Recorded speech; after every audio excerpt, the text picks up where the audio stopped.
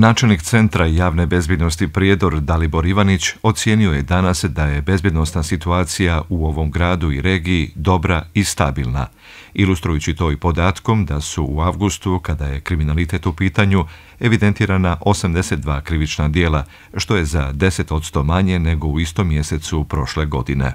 Ono što karakteriše mjesec avgust je visok procenat rasvijetljenosti krivičnih djela po nepoznatom izvršiocu i on iznosi 84,4%, a ukupna rasvijetljenost u mjesecu avgustu je 93,9%. To je zaista procenat sa kojim se možemo pohvaliti.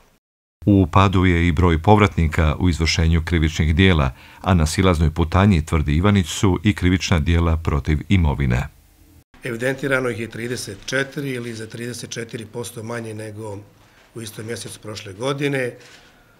U oblasti imovine specifičnost djela teških krađa i njih je u mjesecu avgusta evidentirano 8, prošle godine 23, dakle 65% manje.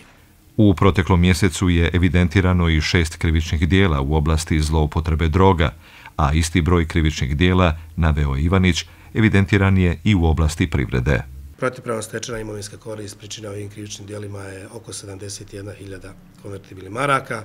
Najinteresantnije djelo od tih 6 djela je djelo vezano za grad Prijedor, za jednu srednju školu gdje su odgovorna lica prilikom upisa vanrednih učenika određeni dio novca zadržavali za sebe, prilikom čega su stvorili protivpravnu imovinsku korist u iznosu od 63.000 konvertibilnih maraka.